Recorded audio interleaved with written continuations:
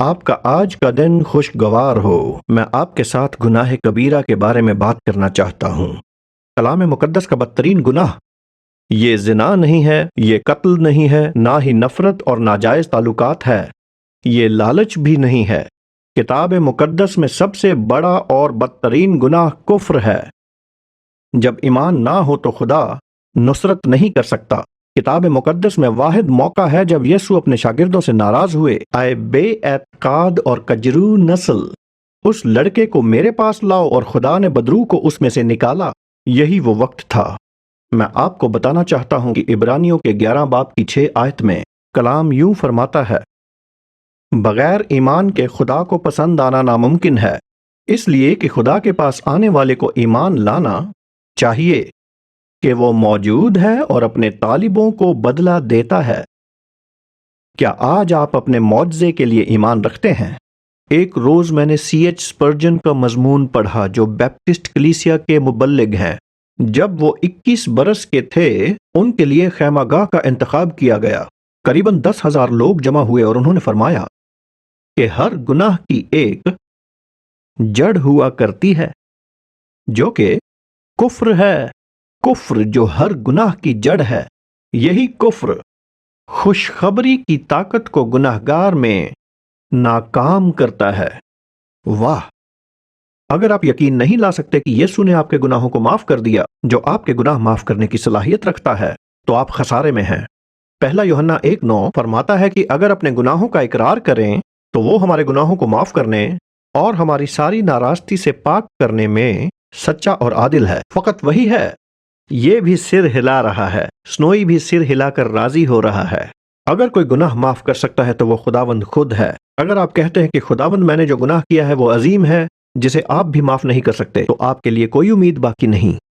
یسوع قدرت سے بالاتر ہے۔ کفر انسان کو کسی بھی طرح کے اچھے کام کرنے سے روکتا ہے۔ دیکھیں، بغیر ایمان کے خدا آپ کی کاوش نہیں چاہتا۔ وہ فرماتا ہے کہ یہ چیتھڑے ہیں۔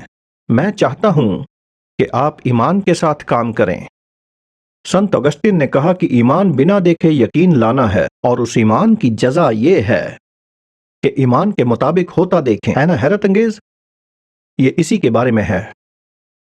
یہ ایک لعنتی گناہ ہے، وہ کفر جو خدا کی عظمت پہ وار کرتا ہے۔ یہ وہ گناہ ہے جو ہم پر لعنت بھیجتا ہے، کیونکہ ہم ایمان نہیں رکھتے کہ یسوع مسیح ہی خدا ہے۔ کفر ہمیں دیکھنے کا سبب بنتا ہے، لیکن کفر کے ذریعے ہم اسے چکھ نہیں سکتے اور نہ حصہ لے سکتے ہیں۔ میں کیا کہتا ہوں؟ میں کہہ رہا ہوں، یہ ایک سنجیدہ موضوع ہے۔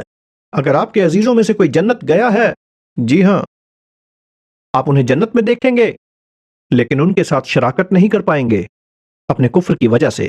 روز قیامت سب کا فیصلہ ہوگا۔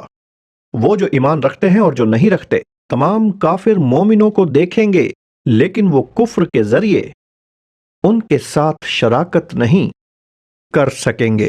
ہمیں سمجھنا ہے کہ آپ کو اور مجھے اپنے ایمان کو پختہ کرنا ہے۔ آپ کہیں گے، میں اپنے ایمان کو کیسے بڑھاؤں؟ مجھے ایمان کی حاجت ہے۔ ایمان سننے سے پیدا ہوتا ہے، اور سننا مسیح کے کلام سے ہے، جو کہ رومیو 10 باب اور 17 آیت میں فرمایا۔ آپ کو ایمان لانا ہے، اور یہ ایمان ہے جو آپ کو آزاد کرے گا۔ ایمان پر ایمان نہیں، خدا پر ایمان۔ میرے پاس آپ کے لیے ایک آیت ہے، کیا آپ کو یاد رکھنے کے لیے جدوجہد کرنی پڑتی ہے؟ آپ اسے نہیں بھولیں گے۔ مرکس 11 باب اور اس کی 22ویں آیت یہ محض فرماتی ہے، خدا پر ایمان رکھو، خدا کرنے والا ہے، اور وہ اپنے بیٹے یسوع میں آپ کے ایمان کے ذریعے ایسا کرے گا۔ کچھ نجات پا رہے ہیں، شفا پا رہے ہیں اور آزاد ہو رہے ہیں، لیکن کافر اپنے کفر کی وجہ سے بیٹھ کر دیکھیں گے۔ میں نے دیکھا ہے، میں نے لوگوں کو بندگی میں آتے دیکھا ہے، پیچھے بیٹھتے ہیں، خودداری رکھتے ہیں، فیصلہ کن ہیں اور تنقید کرتے ہیں، اور وہ جس حالت میں آتے ہیں ویسے ہی چلے جاتے ہیں، اور دوسرے لوگ اندر جاتے ہیں، وہ صحت یاب ہو کر باہر آتے ہیں۔ پھر ملیں گے۔ خدا حافظ، خدا برکت دے۔ We trust that you have been blessed by today's message. For more information, please visit angusbuchan.com.